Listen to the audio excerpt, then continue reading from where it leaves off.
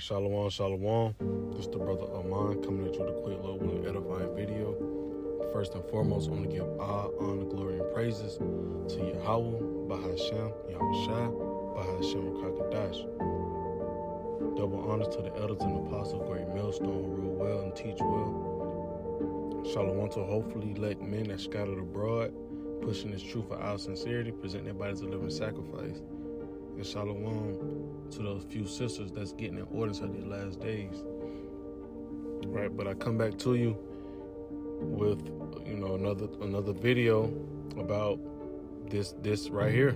This right here is like the hour of temptation, man. It's gonna get to a point where you literally gonna have to put it on the line. You know, every brother won't some brother gonna be beheaded for this truth, I should say. You know, every brother not gonna be inside the wilderness, running house to house or building to building, wherever how Shema Shai have you set up. Right? So with that being said, this is that great hour of temptation that's gonna come upon the whole world. When the fools and stuff start shutting down, we gotta really come back to Esau, Edom, and depend on him. Right? Or you're gonna be faithful unto death. So I just wanted to go inside a couple of precepts that I had, crossed my mind. And the first one was Revelation 2:10. It says, "Fear none of those things which thou shalt suffer. Behold, the devil shall cast some of you into prison, that ye may be tried, and ye shall have tribulation 10 days. Be thou faithful unto death, and I will give thee a crown of life." Right, and going back into it, it says, "Behold, the devil shall cast some of you into prison." So that it's a physical person. It's not just no thing upon the ground with no horns on his head like people would think. This is the actual man, right? And if I can find that, it's at the book of Revelation. It's at the Blue Letter Bible. It's like just to prove the point. You look back into the root words.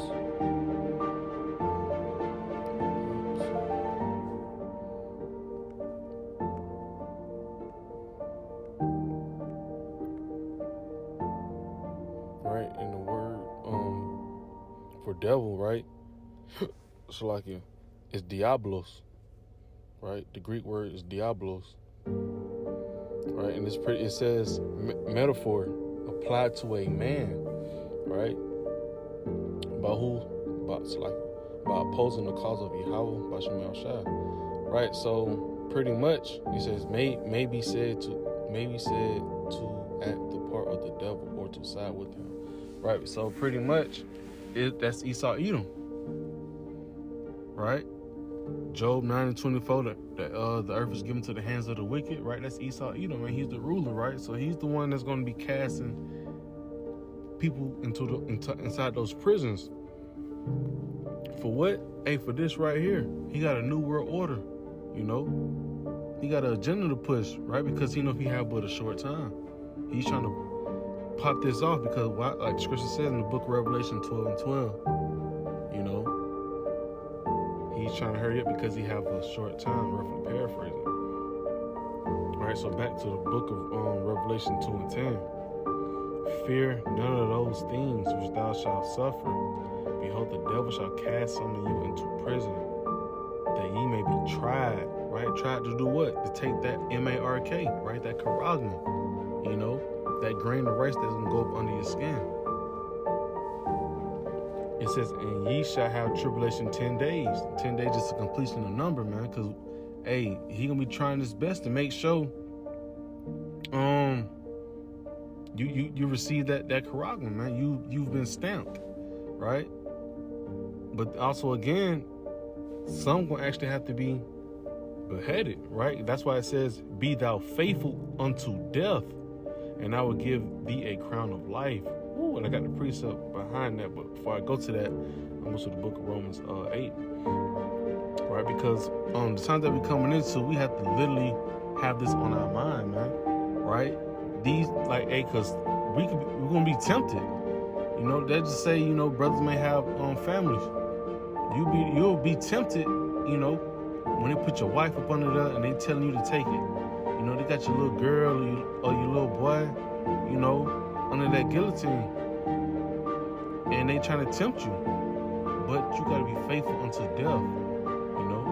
And for the sisters, hey, if your husband don't believe and they trying to get you to submit and receiving that mark, you gotta be faithful unto death. You know, you can't let that separate. You can't let this temptation separate you from Yahweh Shem Yahushua.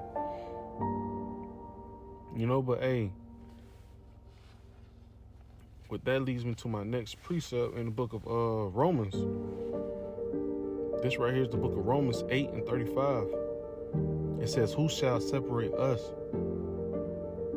Who shall separate us from the love of Hamashiach? Shall tribulation?" Right? Tribulations, meaning trials, afflictions, right? Or distress, pain and suffering. That's what that means. Persecution, or famine, or nakedness, or peril, or sword, right? It says, "As it is written, for thy sake we are killed all the day long. We are counted as sheep for the slaughter. Nay, in all these things we are more than conquerors through him that loved us." Right? And a conqueror is a champion, man. Right? Because we're gonna be considered champions, right?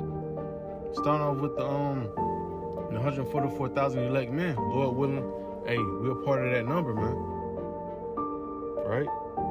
Conquerors. It says, "Nay, in all these things we are more than conquerors through him that loved us.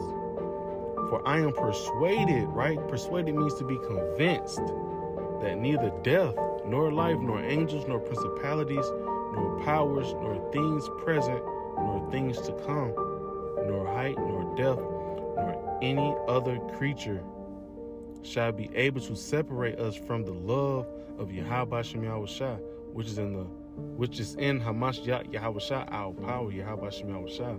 And with that being said, man, right? Can't nothing get in the way of us from separating us from Yahweh Shem Yahushua, right? So with that being said, you know, when these times come, we got to reflect, you know, just reflect on it, understand, like, you're about to be tried to the point where you can possibly break, you know, but, you know, you want to be persuaded, right? You want to be convinced, like, Yahweh Shem Yahushua is about to crown me, you know, Lord willing. I'm on trial right now. Am I going to lose it or I'm going to win? I'm going to be a conqueror or I'm going to be conquered, right? So that was just the point I wanted inside that scripture right there, because it says, in verse 38, it says, "For I am persuaded that neither death," right? Right? Because we know that, like he said in the book of Revelation 2:10, it said, "Be thou faithful unto death," right? Being faithful. So I just want to grab the definition for it, but, you know, being faithful,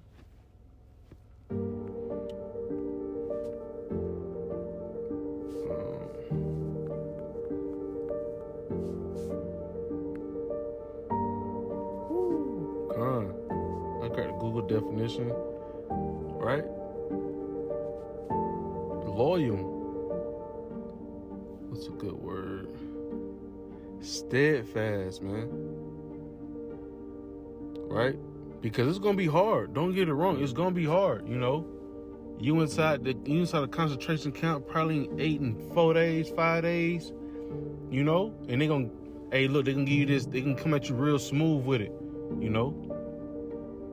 Take this Karagma and you can eat, you know, or you just get beheaded, you know. But hey, we're gonna choose to behead it. You know, if I had to be inside that position, I would want to choose to get beheaded than bowing down to Esau Edom, man.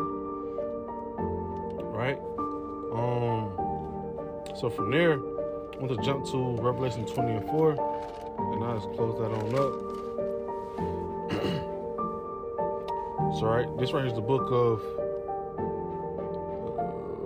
Revelation 20. I'm gonna go back to the picture. Revelation 20 verse 4. And I saw thrones, and they sat upon them, and judgment was given unto them. Right? Esau Edom is setting it up inside these FEMA camps. That's worldwide. I mean, especially in America for sure. We got 10 regions, of FEMA camps, right? I forgot there was an article that had came out, and it was saying like how they had, was it 32,000, 320,000 guillotines, right? But the thing is, why are these new improved? Because this right here is a new improved guillotine, man. So why are these inside any type of warehouse? Like, what is this for, right? Because it's ultimately, he got the new world order. He's trying to get it rolling by putting it. Because this right here is a fear tactic, so they're trying to enroll it. Once you probably seen about 4 or 5 of your peoples then got beheaded, you gonna snap in lines like a form of buck breaking,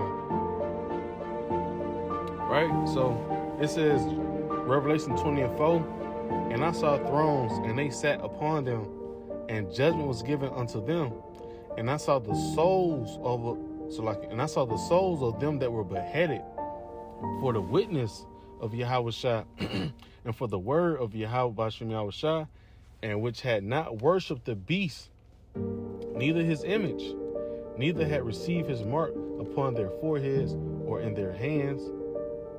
And they live and reign with Hamashiach 1,000 years. And that's the beauty of it, man. That's the beauty of going through this trial, man. Right? Because we built for it.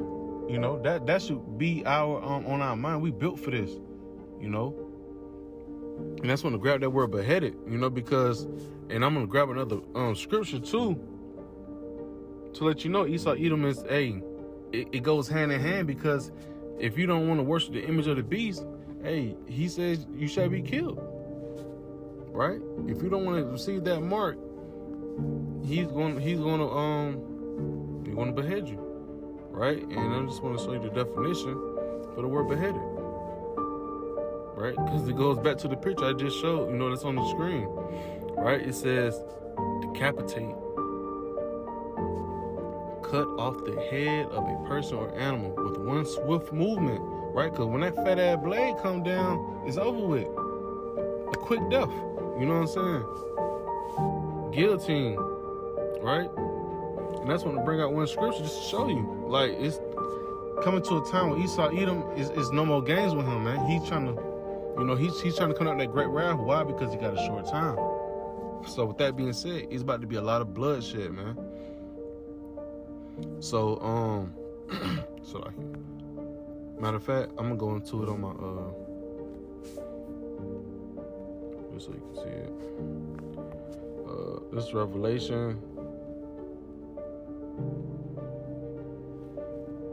13, verse 15. All right.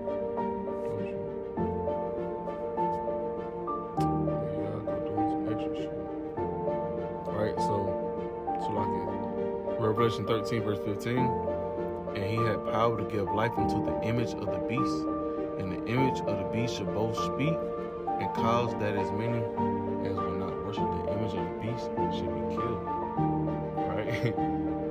Because at the end of the day, the elect is not going to bow down to that, man, right? We're not going to bow down to this system. So with that being said, we're willing to go out, and that's a beautiful thing. That's a beautiful thing to die behind Yahushua, right? And I want to grab that last precept as well, and I'll close out with that. And I'm gonna leave this picture right here back up so you can see. So I'm gonna grab the book of Psalms 116. Psalms 116, verse 15. Precious in the sight of the Lord is the death of his saints, right? And that's beautiful, man, because the Lord said that's a beautiful thing. You wouldn't lay down your life behind the witness of Yahushua, So with that being said, just keep that in mind, Akim, Akwaf. Like, we almost at the end. Don't lose at the finish line, man. We want to make it all the way through. You know, you don't want to get this far and then you slip up. You done pull the Charlie horse. You know. But Lord willing, you know, the lesson was edifying, and it's mainly for the elect. You know, hey, till next time, say Barakatah Yahweh, Barakatah Yahweh Shah, Barakatah Yahweh, Barakatah Yahweh Shah, Barakatah Yahweh, Barakatah Yahweh Shah. Lord willing was edifying. Till next time, say Shalom.